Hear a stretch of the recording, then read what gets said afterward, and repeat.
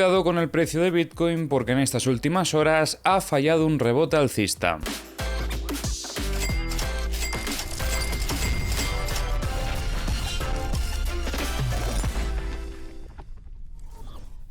En vídeos anteriores estuvimos comentando cómo hubo un giro rápido en el mercado sobre esta zona operativa, rompió la zona de soporte que habíamos establecido e inició un desequilibrio bajista, rompiendo también esta confluencia que había con el VWAP semanal, y veíamos cómo el precio terminaba alcanzando lo que es anteriormente la resistencia de la anterior estructura operativa que hemos estado trabajando en el pasado. Tras alcanzar esta zona operativa, como podéis observar, el precio de Bitcoin conseguía algunas compras que frenaban esa tendencia bajista y a partir de ahí en estas últimas horas teníamos un rebote alcista hasta otra vez esta misma zona operativa que comentábamos antes, una zona operativa que todavía tiene el VWAP semanal y también la zona de ventas del gráfico diario.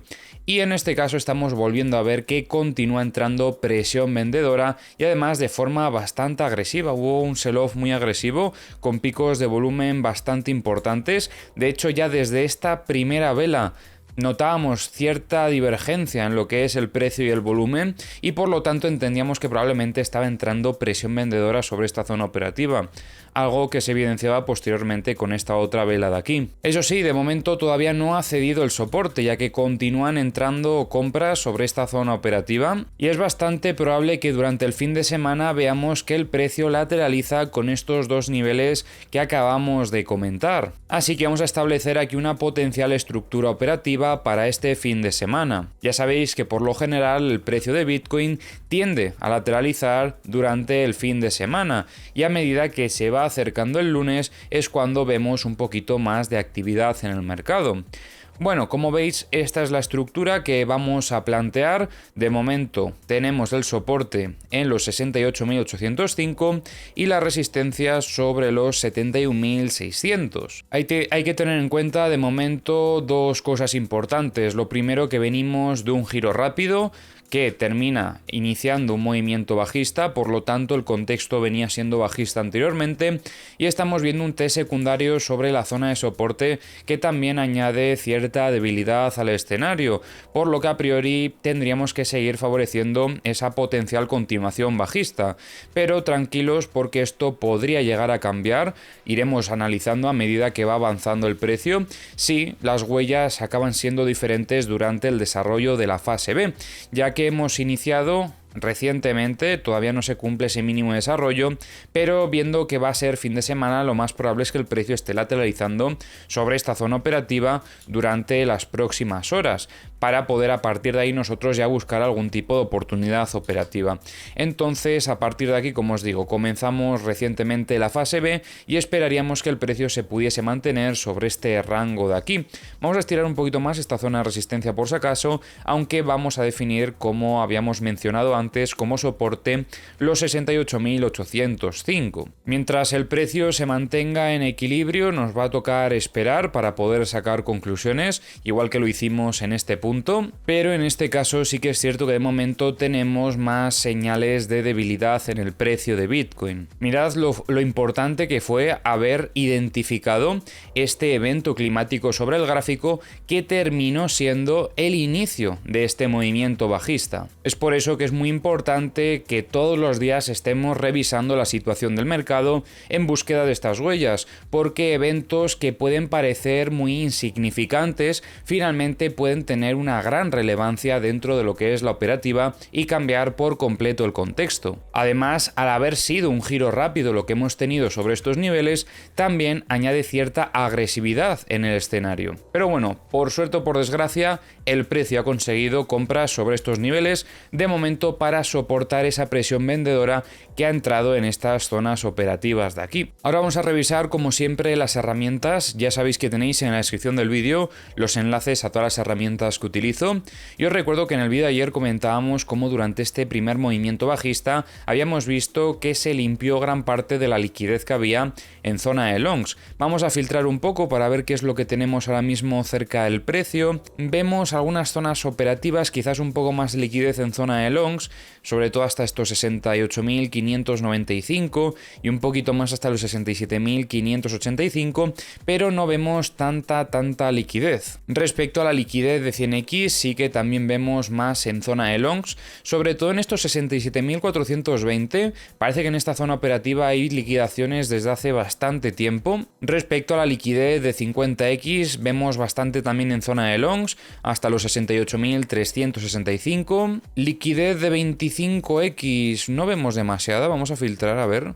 Podríamos decir que también más en zona de longs, hay un poquito hasta los 68.690, vemos también en torno a los 67.620 y un poquito más hasta los 67.165. Y respecto a la liquidez de 10X, sabemos, como ya comentábamos ayer, que tenemos aquí una zona en los 65.470 y en zona de shorts tenemos desde los 73.685 hasta los 74.255. En Bookmap estamos viendo algo bastante interesante. En el vídeo de ayer estuvimos comentando cómo entraban algunas compras a defender al precio de Bitcoin y vemos que esta dinámica se mantiene gracias a esta presión compradora. Podría haber frenado esa tendencia bajista y vemos como después de esta última tendencia también bajista también volvía a aparecer volumen de compras sobre la zona de los 68.500 aproximadamente. Pero lo que más curioso me parece es que ayer comentábamos que habíamos visto este volumen de ventas también bastante importante en los 71.350 aproximadamente, y en el movimiento alcista que hemos tenido en ese rebote que comentábamos antes, terminaron retirando las órdenes de venta antes de que alcanzase esta zona operativa. Pero es curioso que igualmente, como veis, empezó a entrar volumen un poquito más arriba, se desplazó parte del volumen que había y finalmente terminaron absorbiendo todas estas ventas que había sobre esta zona operativa de los 71.500. El precio se desplazó desde los 71.350 hasta los 71.500. No fue al 100% el mismo volumen, había un poquito menos, pero sí que se terminaron absorbiendo todas estas órdenes de venta. Probablemente esto es lo que comentábamos antes, donde estábamos viendo esa divergencia del volumen sobre la vela que estaba en esta zona operativa. Vemos bastantes liquidaciones también durante este movimiento bajista posterior. En The Kingfisher vemos liquidez en ambos lados, quizás un poquito más en zona de longs. Tenemos en torno a los 71.350 y en torno a los 71.975, y en zona de longs desde los 69.000 podríamos decir, hasta los 67.630. En los CVDs podemos destacar algunas ventas un poco más agresivas desde Coinbase en estas últimas horas. Anteriormente a eso veíamos ventas fuertes desde Bybit sobre todo, pero también estoy viendo que desde desde Binance teníamos también una venta aquí un poco más agresiva también. En los mapas de corto plazo más liquidez en zona de shorts, sobre todo en estos 69.965, y en los mapas de high leverage situación similar, con liquidez en los 70.035 y en estos 71.075. Y ahora vamos a estar comentando algunas noticias. Adam Back, CEO de Blockstream, destacó el creciente interés institucional en Bitcoin, impulsado por la creación de ETFs de Bitcoin al contado en Estados Unidos. Según Back, este avance refleja el respaldo de grandes instituciones financieras y países, e incluso fondos soberanos están considerando Bitcoin. Además, subrayó que los riesgos regulatorios y técnicos iniciales de Bitcoin se han reducido, permitiendo que la red madure y se fortalezca. Aún así, Back reconoció que queda margen para mejorar la escalabilidad y eficiencia de blockchain, destacando herramientas como la Lightning Network para pagos más rápidos. El exchange de criptomonedas M2 sufrió un hackeo de 13,7 millones de dólares, afectando Bitcoin, Ether y Solana en sus hot wallets. Tras el incidente ocurrido el 31 de octubre, M2 informó que los fondos de los usuarios han sido restaurados y que ha implementado controles adicionales de seguridad. Este ataque sigue a otros recientes, subrayando los riesgos de seguridad en exchanges centralizados, que son un obstáculo persistente para la adopción masiva de criptomonedas. La adopción de criptomonedas está en auge en Europa del Este, este, que representa el 11% del volumen global y el cuarto mercado más grande de criptomonedas. Según Chainalysis, entre julio de 2023 y junio de 2024, la región recibió 500.000 millones en criptos, de los cuales un 33% fue en transacciones DeFi. Ucrania y Rusia lideran en volumen, con un crecimiento impulsado en Ucrania por transferencias institucionales, debido a la inestabilidad financiera por los recientes acontecimientos. Este auge refleja una búsqueda de estabilidad en criptomonedas frente a la inflación y sanciones internacionales. Bitfarms firmó un acuerdo con Stronghold Digital Mining para alojar 10.000 nuevos mineros de Bitcoin en una instalación que tienen en Pensilvania, optimizando costes energéticos mediante esta infraestructura. Esta es la segunda colaboración entre ambas empresas, sumando en total 20.000 mineros. Este acuerdo, válido hasta diciembre de 2025, permite renovaciones automáticas y establece que Bitfarms